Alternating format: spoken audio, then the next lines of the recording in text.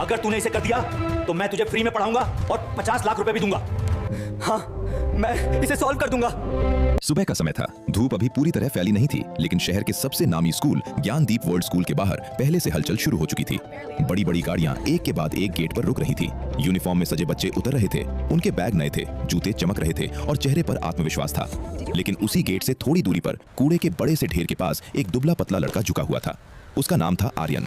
उम्र मुश्किल से 13 साल, हाथ में फटा हुआ बोरा, पैरों में घिसी हुई चप्पलें, शर्ट पर पुराने दाग थे और बाल ऐसे जैसे महीनों से कंघी न देखी हो। आर्यन कूड़ा बिनता था, प्लास्टिक, लोहे के टुकड़े, कभी कभी फेंकी हुई किताबें। लेकिन आज उसकी नजरें कूड़े पर कम और स्कूल की खिड़कियों पर ज्यादा थीं। उसे स्कूल के अंदर से आती आवाजें खींचती थीं। ब्लैक बोर्ड पर चलती चौक की आवाज, बच्चों के जवाब, टीचर का समझाना। आर्यन कभी स्कूल नहीं गया था। उसके पिता रिक्शा चलाते थे, माँ घरों में बर्तन धोती थी। 2 वक्त की रोटी जुटाना ही बड़ी बात थी। पढ़ाई उनके लिए सपना नहीं, विलासिता थी। लेकिन आर्यन अलग था। जब उसे कूड़े में पुरानी कॉपियां मिलती तो वो उन्हें बेचता नहीं था, वो उन्हें अपने पास रख लेता। टूटी पेंसिल से दीवारों पर सवाल हल करता, गाड़ियों के नंबर जोड़ता, दुकान के बोर्ड से अंक निकालकर समीकरण बनाता। उसे संख्याएं दोस्त लगती थी। उस दिन जब वो स्कूल की दीवार के पास खड़ा था, तभी अंदर से तेज आवाज आई। ये सवाल पूरे शहर में कोई हल नहीं कर पाया। आवाज थी स्कूल के प्रिंसिपल श्री अरविंद चौहान की। वो अपने गुस्से के लिए मशहूर थे। आर्यन जाली के पास खिसकाया। अंदर 12वीं की स्पेशल मैथ क्लास चल रही थी। बोर्ड पर एक लंबा उलझा हुआ गणितीय सवाल लिखा था, इंटीग्रल लिमिट और कुछ ऐसे चिन्ह जिन्हें आम छात्र देखकर ही घबरा जाएं। एक महिला टीचर बोली, सर, ये सवाल तो यूनिवर्सिटी लेवल का है, बच्चे इसे नहीं कर पाएंगे। अगर इस क्लास में कोई खुद को जीनियस समझता है तो आज अभी यही साबित करके दिखाए। जो इस सवाल को हल कर देगा उसे मैं पूरे 50 लाख रुपए दूंगा। क्लास में सन्नाटा छा गया। आर्यन की आंखें चमक उठी। उसे पैसे की कीमत पता थी। 50 लाख मतलब उसकी पूरी बस्ती बदल सकती थी। लेकिन उससे भी ज्यादा उसके अंदर कुछ और जाग चुका था। वो सवाल उसे पुकार रहा था। उसने जाली कसकर पकड़ी। नंबर उसकी आंखों में उतर रहे थे। दिमाग तेजी से चलने लगा और उसी क्षण दीवार के इस पार खड़े एक कूड़ा बिनने वाले लड़के ने तय कर लिया कि वो इस सवाल को समझेगा, चाहे कुछ भी हो। क्लास के अंदर माहौल भारी था। बोर्ड पर लिखा सवाल किसी पहेली जैसा लग रहा था। अंकों की लंबी श्रृंखला, जटिल चिन्ह और नीचे मोटे अक्षरों में लिखा, सिद्ध करो कि यह समीकरण केवल 0 पर संतुलित होता है। प्रिंसिपल अरविंद चौहान पूरे आत्मविश्वास से खड़े थे। उनकी आंखों में चुनौती थी। मैंने ये सवाल देश के बड़े बड़े प्रोफेसरों को भेजा है, उन्होंने ऊंची आवाज में कहा। अब तक कोई स्पष्ट समाधान नहीं आया। अगर स्कूल का कोई छात्र इस सवाल को हल कर दे तो मैं उसे 50 लाख रुपए इनाम में दूंगा।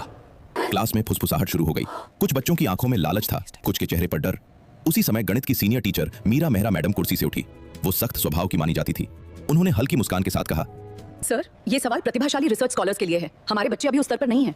और बाहर खड़े किसी कूड़ा बिनने वाले को तो भूल ही जाइए। क्लास में कुछ बच्चे हंस पड़े। जाली के बाहर खड़ा आर्यन सब सुन रहा था। कूड़ा बिनने वाला, ये शब्द उसके कानों में गूंजने लगे। उसे चोट लगी, लेकिन गुस्सा नहीं आया। अजीब बात थी, अंदर कहीं एक शांति थी, जैसे उसे पता हो कि जवाब शब्दों से नहीं, काम से दिया जाता है। घंटी बजी, क्लास खत्म हुई। बच्चे बाहर निकले। कुछ बोर्ड की फोटो खींच रहे थे, कुछ सिर हिला रहे थे। 50 लाख तो दूर, ये सवाल ही समझ में नहीं आ रहा। आर्यन धीरे से पीछे की तरफ चला गया। वो जानता था कि सामने से जाने पर गार्ड उसे भगा देगा। उसे स्कूल का पिछला टूटा गेट मालूम था। वहीं से वो कभी कभी खाली बोतलें उठा लेता था। उस दिन उसने कूड़ा बिनना जल्दी खत्म किया। बोरे में ज्यादा कुछ नहीं था, लेकिन दिमाग में वही सवाल घूम रहा था। घर पहुंचकर उसने बोरा एक कोने में फेंका। माँ खांस रही थी, पिता अभी लौटे नहीं थे। आर्यन ने दीवार पर कोयले से वही चिन्ह बनाने शुरू किए जो उसने बोर्ड पर देखे थे। उसने हर स्टेप याद करने की कोशिश की। इंटीग्रल के नीचे की सीमा, x का पावर, लॉगरिथम का चिन्ह। वो आंखें बंद कर लेता और बोर्ड उसकी आंखों के सामने आ जाता। सिद्ध करो कि केवल 0 पर संतुलन है, वो बुदबुदाया। अगर सब कुछ 0 पर टिकता है तो शुरुआत भी वहीं से होगी। रात गहराती गई। बाहर शहर सो गया, लेकिन एक झुग्गी के भीतर एक कूड़ा बिनने वाला लड़का गणित से जूझ रहा था। उसे 50 लाख से ज्यादा अपनी इज्जत जीतनी थी। रात के करीब 12 बजे होंगे। झुग्गी बस्ती में सन्नाटा था। कहीं दूर कुत्तों के भौंकने की आवाज आ रही थी। आर्यन की आंखों में नींद नहीं थी। दीवार पर कोयले से लिखे समीकरण धुंधले हो चुके थे। उसने बार बार वही स्टेप दोहराया, लेकिन बीच में कुछ अटक रहा था। लगता है सीमा बदलनी होगी, उसने खुद से कहा। अचानक उसे याद आया, बोर्ड पर एक छोटा सा टर्म था जिसे बाकी बच्चों ने शायद नजरअंदाज किया होगा। वही कुंजी थी। उसका दिल तेज धड़कने लगा। वो उठ बैठा। उसे महसूस हुआ कि जवाब करीब है, बहुत करीब, लेकिन उसे असली बोर्ड देखना होगा। पूरा सवाल साफ अक्षरों में। उसने माँ की तरफ देखा। वो सो रही थी। पिता अभी तक लौटे नहीं थे। आर्यन धीरे से बाहर निकला और स्कूल की तरफ दौड़ पड़ा। ज्ञानदीप वर्ल्ड स्कूल की इमारत रात में और भी भव्य लग रही थी। ऊंची दीवारें, चमकता गेट और सामने सोता हुआ गार्ड। आर्यन चुपचाप पीछे की तरफ गया, जहां टूटी हुई जाली थी। वो वहां से अंदर घुस गया। उसके कदम हल्के थे, जैसे हवा में चल रहा हो। क्लासरूम की खिड़की आधी खुली थी। उसने अंदर झांका। अंधेरा था, लेकिन स्ट्रीट लाइट की हल्की रोशनी सीधे ब्लैक बोर्ड पर पड़ रही थी। वहीं सवाल पूरा का पूरा। उसका दिल भर आया। वो अंदर कूद गया। कमरे में चौक की हल्की गंध थी। लकड़ी की बेंचें सजी थी। सामने विशाल बोर्ड, जैसे किसी पहाड़ की चोटी। आर्यन धीरे से टीचर की टेबल तक गया। वहां एक छोटी चौक पड़ी थी। उसने उसे उठाया। पहली बार उसने असली ब्लैक बोर्ड पर चौक पकड़ी थी। उसके हाथ कांप रहे थे। अगर पकड़ा गया तो? एक पल को डर आया, लेकिन तुरंत दूसरा विचार आया। अगर नहीं किया तो? उसने बोर्ड के नीचे खाली जगह देखी और लिखना शुरू किया। पहला स्टेप, फिर दूसरा, फिर तीसरा। उसकी सांसें तेज थीं, लेकिन दिमाग शांत।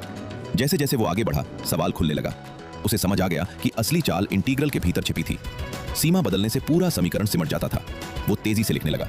कमरे में सिर्फ चौक की खटखट की आवाज थी। समय बीतता गया। करीब 2 घंटे बाद पूरा बोर्ड भर चुका था। आखिर में उसने एक बॉक्स बनाया और उसमें जवाब लिखा, 0। वो पीछे हटा। सवाल जो पहाड़ जैसा लग रहा था, अब एक सीधी रेखा जैसा लग रहा था। आर्यन की आंखों में चमक थी। उसने चौक वापस रखी, खिड़की से बाहर कूदा और अंधेरे में गुम हो गया। उसे नहीं पता था कि सुबह क्या होगा, बस इतना पता था उसने अपना काम कर दिया है। सुबह ठीक 8 बजे प्रिंसिपल अरविंद चौहान तेज कदमों से क्लास में दाखिल हुए। उनके पीछे मीरा मेहरा मैडम और कुछ सीनियर टीचर्स भी थे। आज फैसला होना था। तो बच्चों, किसने जीते 50 लाख?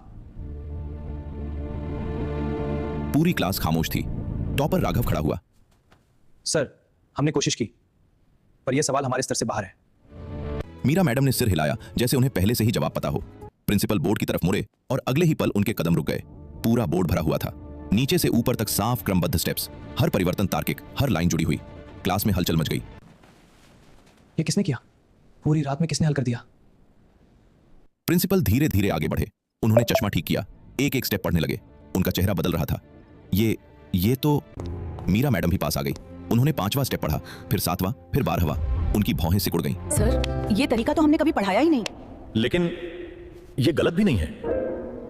उन्होंने आखिरी बॉक्स में लिखा हुआ 0 देखा। कुछ सेकंड सन्नाटा रहा, फिर उन्होंने धीरे से कहा, यह समाधान सही है। क्लास में फुसफुसाहट तेज हो गई। किसने किया? प्रिंसिपल की आवाज अब सख्त थी। सच बताओ, ये मजाक नहीं है। सबने एक दूसरे को देखा। कोई आगे नहीं आया। तभी एक छात्र बोला, सर, कल जब हम निकले थे तब बोर्ड खाली था। मीरा मैडम ने तुरंत कहा, सर, ये जरूर किसी बाहरी ने किया है। हमारे बच्चों में इतनी समझ नहीं है, और अगर किसी ने रात में घुसकर बोर्ड खराब किया है तो ये सुरक्षा की बड़ी चूक है। सीसीटीवी चेक करो। उन्होंने आदेश दिया। कुछ ही मिनटों में स्टाफ रूम में फुटेज चल रहा था। स्क्रीन पर रात के 2:47 पर एक छोटी सी परछाई खिड़की से अंदर कूदती दिखाई दी। फटे कपड़े, दुबला शरीर। मीरा मेहरा मैडम तुरंत बोली, ये तो वही कूड़ा बिनने वाला लड़का है जो रोज गेट पे घूमता है। प्रिंसिपल ने ध्यान से स्क्रीन देखी। लड़का बोर्ड के सामने खड़ा था।